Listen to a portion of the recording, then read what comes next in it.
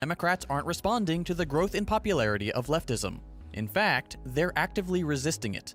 They do this in several ways. During elections, it's as simple as Democratic elites clearing the path for their more centrist candidates, like Clinton and Biden, by handing them endorsements. So, this is so funny. It's so funny because wasn't that one of the Doomer talked about this in his Vosh video? Isn't that one of what's his face's like signs of being a fascist? If you paint your enemy as simultaneously weak and strong. Yes. And the socialists do the same thing because they paint themselves, only they do it like to themselves. They paint themselves as weak and strong. They say, oh, we're strong because we're actually the majority. And the majority of people actually agree with all of our positions. However, we're weak because there's this magical elite group that just negates all of the will of the majority of the people in the country. It's like, really, if the majority of people in the country want socialism or even a more left-wing candidate, why didn't they vote for Bernie Sanders? Overwhelmingly, I don't understand. Who cares who endorses who? Why does that matter? Just vote for Bernie Sanders, the candidate you want. Yeah. No. Why didn't that happen? I don't understand. I just don't understand. Why did he get blown the fuck out? His premise is that they cleared the way for the more right-wing candidates. I brought up the famous picture from the last election where all of the Democrats raised their hands. Do you remember the question that was asked? I do remember. This was the dumbest question. We covered the debate live when this happened, and I fell out of my chair. So is this clearing the way? Is all of these candidates with their hands raised, is this clearing the way for the most right-wing candidates, in your opinion? This was the illegal immigrant healthcare question. Yes. Right? Yes. Are you in favor of giving healthcare to illegal immigrants? Yes. And everyone raises their hand. And my brain melted. I said, these people are so, and there were I remember there were two Democratic debates because there's so many candidates. And in one debate, they asked this question, everyone raised their hand. And the second debate, like, I forget who it was. There's like two people that didn't raise their hand. And I forget who it was that didn't raise their hand. Was it Kamala and Biden? I don't think it was. I think it was like Bloomberg or I don't remember who it was. It was some non-candidate. They got so much flack for this. They did. They got so much flack for this. And I couldn't believe it. And then on top of it, Stephen Michael Davis has a good video about debunking this myth that like Obama cleared the way. He destroyed Bernie Sanders, blah, blah, blah. Well, it's funny because Obama didn't even support Joe Biden at first either. His original candidate of support was Elizabeth Warren. Oh, yeah. Who is way more to the left than Joe Biden is. Yeah. She's almost in the same realm of, she's not quite, the socialist that Bernie Sanders is, but she's close. Yeah. So how exactly is this the evil neoliberal Obama clearing way for the centrist candidates? Yeah. Yeah. Yeah, here's your right-wing party right here. Yeah, I hate it. I hate how delusional these people are. I hate how people get so riled up in their bubble. And they just live this nonsense. These people are hallucinating. They're out of their mind. Yeah. It's fun to laugh at, though. You got to admit, it makes for a good... I guess. Well, it would be fun to laugh at, except that this guy gets like hundreds of thousands of views. Hundreds of thousands of stupid morons are gobbling up this content, and they think that it's true. They think that the lies and the gaslighting that this rich fuck kid who drives around his fancy cars peddles is true. You know, the takeaway, if you actually believe this narrative, is just don't vote. Why would you vote? You don't even have a representation. I don't understand why all the socialists don't come out and vote, and we keep losing elections. And then they wonder. They wonder. Maybe it's because you keep telling them that their vote doesn't matter. I mean, I don't know. Yeah, exactly. I'm not a big brain 200 IQ socialist, but maybe if you tell people that something doesn't matter, they're not going to do it. I don't know. Yeah, why? Yeah. I guess they don't have that $15 minimum wage because they don't have the votes. Right. Because you're out there constantly telling people your vote doesn't matter. Yep. You're wasting your time. Electric Elephant for 20 Aussie bucks. Thank you so much. Says people call free markets right wing, but I use a triangle model. 3 points are flattening hierarchies left. order and tradition is right and liberty, similar to the political compass, but further left, right requires more intervention, aka further down, authoritarian on liberal authority. I've seen the triangle before. Have you? I've seen the triangle, yeah. Yeah. I've seen the triangle.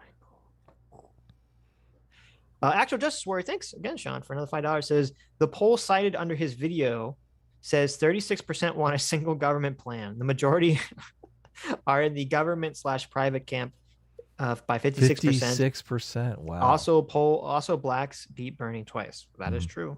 That is true. Yeah, I've seen. That's funny. I didn't see this whole. If he's citing a poll that poll, that's even more hilarious. I've seen polls that cite the Medicare for all like much higher, like in the 70-80% range. But I really don't think people even know what it is. I don't think they understand what Medicare for all is. They don't know the difference. Even in those same polls, even when it's super high for Medicare for all, because there was some poll, I remember Kyle Kalinske and all these people were like, they kept dredging up the same poll. It's like 80% of Americans in favor of Medicare for all. They kept repeating this poll ad nauseum. And when you looked at the poll, it was like, but 90% support the public option. So they were totally dismissing that one element of it in order to lie to their audience. Hell yeah. Fucking liars. Yep. Their more powerful fundraising apparatus. The mainstream media also. What do you keep doing? Why do you keep making my video pause, Sitch? It's so annoying. I was gonna say that's the worst background ever. My video. Joe Biden is being interviewed in front of a picture of him like standing in a desk, like smugly laughing. Like, and then in the background, you got even more pictures of Joe Biden. Like, this is a little crazy. Is Megyn Kelly on the left now? She was on Fox News forever. Did Trump force? Left, no. Did Trump force Megyn Kelly onto the left? I don't think so. I don't think so. Offer. I gotta back it up a little. Something skipped on me here. I don't know why it's. I think it has to do with the crown. Here, I better reload. Do you just want this? Oh my god. Okay, listen. No. Listen. The main. No. You're gonna give me your watch together link so you can stop complaining about the videos. I'm not gonna do it. We're gonna do. I don't want the rest of the stream for the next 20 hours to be. Sitch, the video keeps skipping on my end. If only I had the crown, it would be fixed. Well, what do you think it might be? Blue. If it's not the crown, what do you think it is? I don't know. Try watching the watch together in a different browser or something. No. Oh no, you can't because you have OBS set up. I don't know. Let's just. The mainstream media also heavily favors these so-called moderates, offering effectively limitless free publicity and. Why is he calling them so-called moderates? Yeah, I mean, well, I thought the whole complaint was they were moderates. That's why. Oh, I guess the complaint is that they're right wingers. Yes. These so-called moderates, what he really means is these hard right wingers. Who did the press give the most publicity to? Mm-hmm. Hunter Biden. Was it Joe Biden or was it a man named Donald Trump? Hunter Biden's laptop got the most publicity. No, Donald Trump in 2016 and in 2020, Donald Trump got the most publicity. Oh, you're right. Hunter Biden's laptop didn't get any publicity. No, what am I talking about? Now a lot of that was negative publicity, true, but there's no such thing as bad press, supposedly. Unless it's about your laptop. That's right. That's right. Unless it's about your laptop that has a video of you doing drugs and having sex with hookers. Yeah, then it can be big trouble. That could be bad, yeah.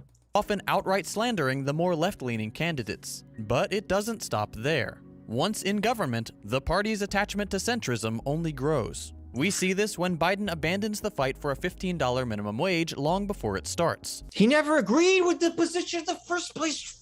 He didn't run on it, did he? Oh my God. No, of course not. Yeah. And remember, they were trying to insert, this is insane too.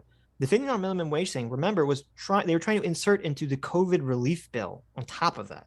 It wasn't like its own thing. They were trying to hitch this onto the COVID relief bill. So imagine being so fucking stupid, okay?